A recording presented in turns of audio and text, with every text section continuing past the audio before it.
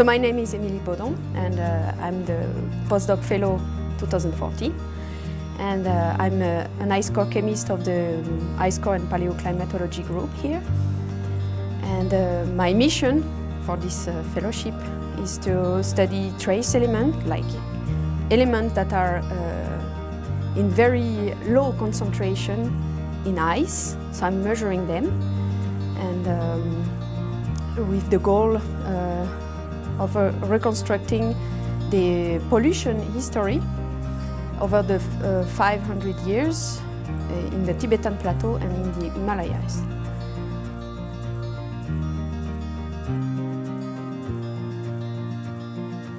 I've heard about this group a long time ago, actually maybe 10 years ago, when I was still studying, and I was discovering the whole ice core field. And I've heard about Professor Lonnie Thompson and Ellen Thompson and their work in the tropical region.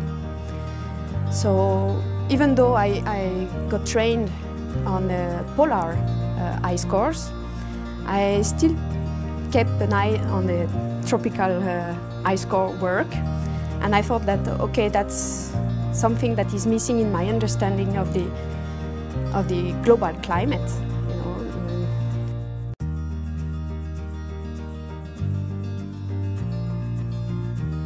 We are especially looking at the pollution that is entrapped in ice, on glaciers. And we are looking at glaciers that are located in a very important area of the world, the tropic, because there are many, and they are considered as the water tower of Asia. This area I'm talking about is the Tibetan Plateau and the Himalayas, and there are so many glaciers there that are providing fresh water to billions of people, that it's very important to know how much they are contaminated by airborne pollution. Because as you know, Asia is the fastest growing economy of the world, and the consequence of this is massive atmospheric pollution. And this pollution, according to preliminary studies, is already reaching the Himalayas. And those glaciers, they undergo melting as the climate is warming, and they are now sink for pollution, but they might become a source of pollution as they melt if they receive all this atmospheric pollution and release that pollution while they are melting.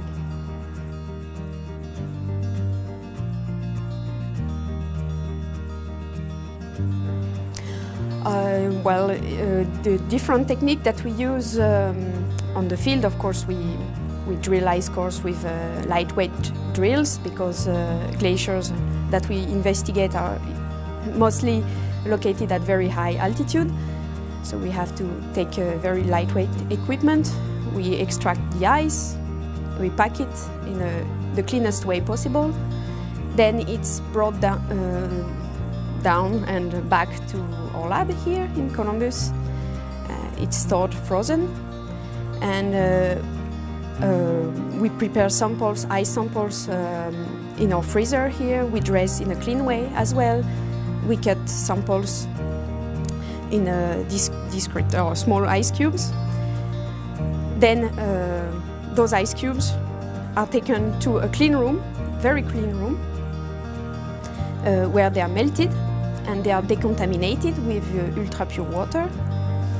And once they are melted, they are put in clean aliquots, because we are measuring very, very low concentration of particles. And once we are ready with the aliquots of melted ice, we measure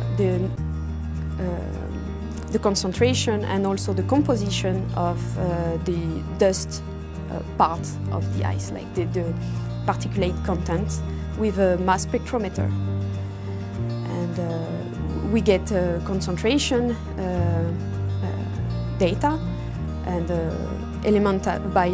for each element that we are interested in. And with that, we combined those data with atmospheric data, for example.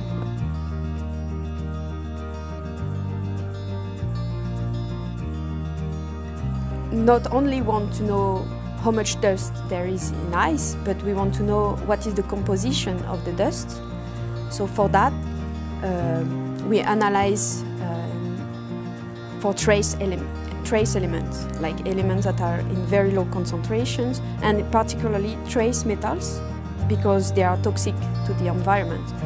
So we typically measure 30 elements. We target 30 elements, like lead, zinc, tin, aluminum, iron, cadmium, and etc. And many of them are toxic for the environment.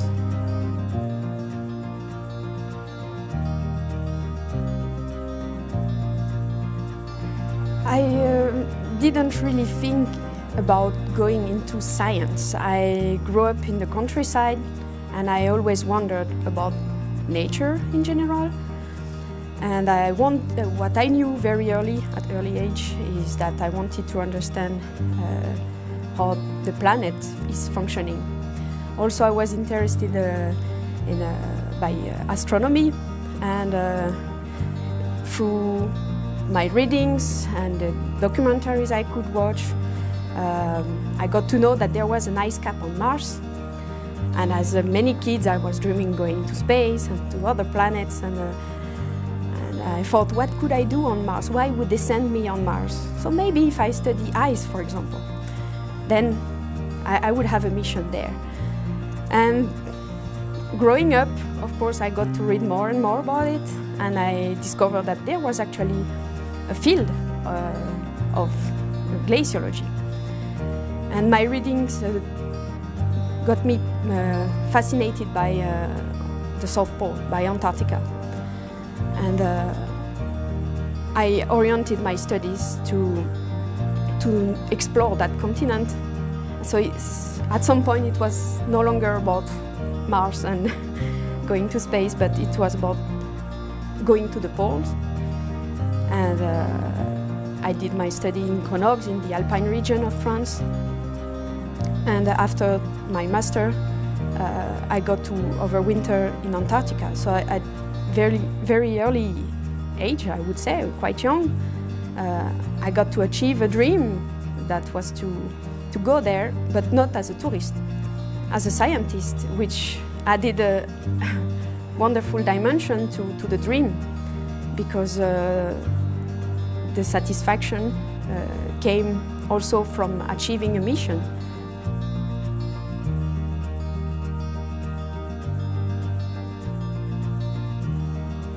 So we are going to Peru during the dry season there to sample the annual snowpack and also drill a shallow core to prolong the multi-century archive that we already have here for trace element, ions and dust.